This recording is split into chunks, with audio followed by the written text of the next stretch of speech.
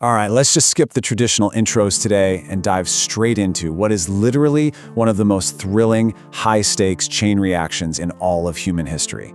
Welcome to this explainer. Today we're unpacking a massive story of absolute power, brilliant science, and, honestly, just relentless paranoia. Look, we all know the United States was the first to develop a nuclear weapon, right? But how exactly did the ultimate secret slip out and spread across the globe? 10. That is the magic number of countries that have successfully built nuclear weapons to date. But this isn't just some sterile list of scientific achievements. It's a highly exclusive, incredibly high-stakes club that was forged through intense spying, fierce international rivalries, and in a lot of cases, just outright betrayal. Every single one of these 10 nations has a story that's just as fascinating and often way more secretive than the American Manhattan Project. So let's trace this global domino effect together. Section 1. The first atomic spark. So, to really grasp the modern nuclear map, we have to start with a single catalyst that ignited this entire global arms race. It kicks off in 1938, when German scientists discover nuclear fission. This completely terrified the world, and it pushed the US to pour massive resources into the Manhattan Project. By July 1945, the US successfully pulls off the Trinity test, officially breaking the seal on this technology. Now here is where the dominoes really begin to fall. When President Truman secretly informs Soviet leader Joseph Stalin about this new superweapon, Stalin was actually already running his own clandestine program using spies planted deep inside the Manhattan Project. He was secretly furious that the Americans had beaten him to the punch. After the US bombed Japan in August 1945, Stalin massively accelerated this Soviet program, leaning heavily on captured German scientists and those stolen US designs. And way earlier than anyone in the West anticipated, in 1949, the Soviets successfully detonated their RDS-1 test. Just like that, the US monopoly was over, and the Cold War arms race had officially begun. Now, what's really fascinating here is Britain's unique situation. You'd probably assume the US just shared the bomb with their closest ally, right? Well, not exactly. The UK had actually pioneered much of the early groundwork with a secret project called tube alloys. But because of the massive resource drain of World War II, they handed all their research over to the US under the Quebec Agreement, which basically promised shared technology. But here is the crucial point. After the war, the US terminated that agreement and just kept the final results to themselves. Completely cut out by their closest friend, Britain had to sprint to secure their own arsenal, relying on their earlier research and their control of global uranium supplies. They ultimately succeeded, testing Operation Hurricane in 1952. And this brilliantly illustrates how the rivalry just refused to plateau. The moment the Soviets got the atomic fission bomb, the US immediately began developing thermonuclear fusion weapons. We're talking hydrogen bombs, literally simulating the power of stars. Even though brilliant scientists like Oppenheimer warned of the extreme danger this posed to mankind, the US pushed ahead and tested Ivy Mike in 1952. The stakes were raised exponentially. The Soviets followed up with their own hydrogen bomb in 1955, and the UK did the same in 1957. The superpower standoff was officially set. Section 2. The quest for independence. Okay, so the superpower arms race was terrifying. But the next phase shifts the narrative completely. Regional players started realizing that to guarantee their own survival, they needed their own ultimate deterrent. For example, following the total embarrassment of the Suez Crisis, French President Charles de Gaulle decided France desperately needed a deterrent to keep its status as a great European power, one that was fully independent from the US and NATO. They sourced uranium from their African colonies and detonated their first bomb in 1960. Meanwhile, over in China, they initially got a lot of help from the Soviet Union, but then Chairman Mao and Soviet leader Khrushchev had this massive ideological rift. Khrushchev completely withdrew all support, leaving the Chinese to figure it out entirely on their own. Relying on massive, newly discovered domestic uranium deposits, China just pushed forward. And they moved with terrifying speed. Get this, 32 months. That is the record-setting time it took China to jump from their very first atomic fission test in 1964 straight to a devastating thermonuclear hydrogen bomb. And they pulled this off despite the absolute domestic turmoil of the Great Leap Forward and the Cultural Revolution. Section 3. Covert programs and regional rivalries. So, if the first half of the nuclear age was marked by massive, highly publicized superpower tests, the second half went entirely underground into a really tense era of deep secrecy, plausible deniability, and pure espionage. Let's look at Israel.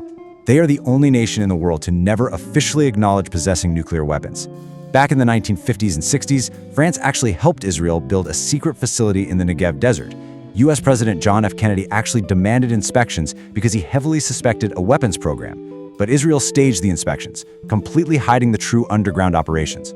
The ultimate spy thriller twist, though, came in 1986 when Mordecai Van Nunu, an Israeli technician, leaked photos of the facility to the British press.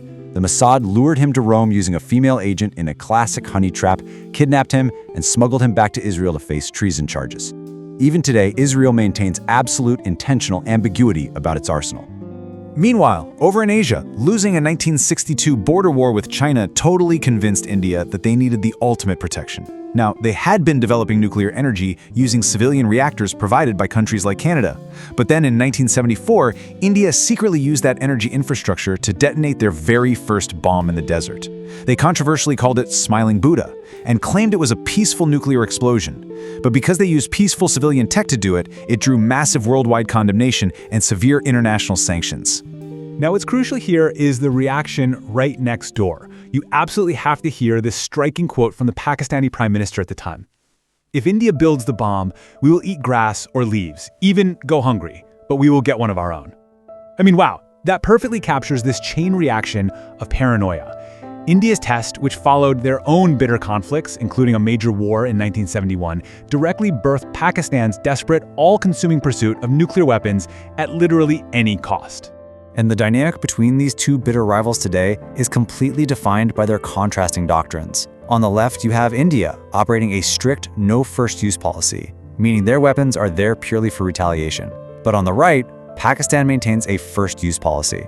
They reserve the right to use nuclear weapons however they see fit, even in response to conventional military strikes. While that's incredibly alarming, this aggressive stance has actually successfully deterred Indian conventional military action for decades, simply out of fear of how Pakistan might respond. Which brings us to one of the greatest nuclear mysteries of all time. In 1979, US satellites detected a really mysterious double flash of light, which is the classic signature of a nuclear detonation, down near the Prince Edward Islands in the Indian Ocean.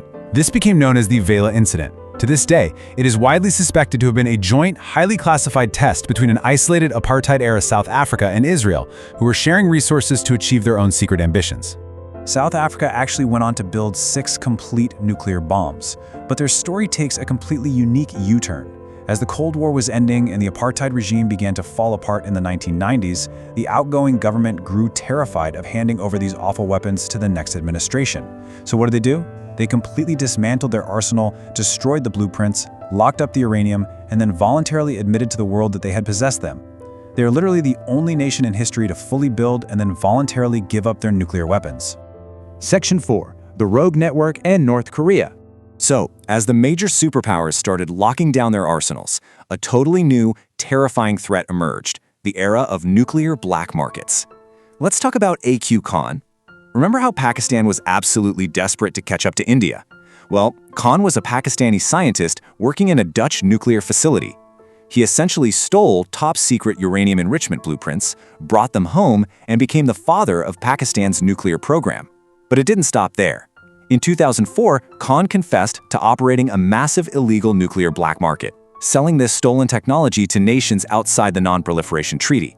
We're talking Iran, Libya, and North Korea. He practically franchised the apocalypse. And North Korea was a very eager customer. Their founder, Kim Il-sung, saw nuclear weapons as the absolute key to his regime's survival. Their timeline is incredibly long, starting all the way back with peaceful Soviet energy assistance in the 1950s. They relied heavily on their own domestic uranium, so they couldn't be easily cut off. In 1994, the US actually struck a deal to provide peaceful light water reactors in exchange for halting their weapons program. But by 2002, that trust broke down entirely. The US accused them of secret enrichment, North Korea withdrew from treaties, and by 2006, they successfully completed their first nuclear test. Section 5. The Modern Nuclear Landscape. So, where does all of this leave us today? Let's take a breath and zoom out. The modern map is incredibly complex. While 10 nations actually built the bomb, many others host them. The US still keeps weapons in places like Belgium, Germany, Italy, the Netherlands, and Turkey, while Russia recently moved weapons into Belarus. Then you have the nations that walked right up to the brink and turned away, like Brazil, Argentina, and Sweden, or the entirety of Latin America under the Treaty of Tlatelolco. But then there are countries like Iraq and Syria, who made significant progress before their facilities were violently destroyed by preemptive Israeli military strikes and cyber attacks. And here's the thing, the chain reaction isn't over. Who are the next dominoes going to be? Right now, Iran is widely speculated to be the closest nation to developing a bomb. And the paranoia we've talked about is alive and well. Saudi Arabia's leadership has explicitly vowed that if Iran gets a bomb, they will build one too. Meanwhile, Japan possesses such advanced nuclear energy technology and huge stockpiles of enriched uranium that experts consider them fully capable of building a weapon almost immediately if they were to ever abandon their policy of pacifism. Now, there is a huge takeaway you need to keep in mind here. Modern surveillance has changed the game completely. Today, building a giant land-based facility is incredibly conspicuous. Satellites can detect almost anything from space. But the ultimate deterrent circumvents this entirely. The most powerful nuclear-armed states place their weapons on submarines.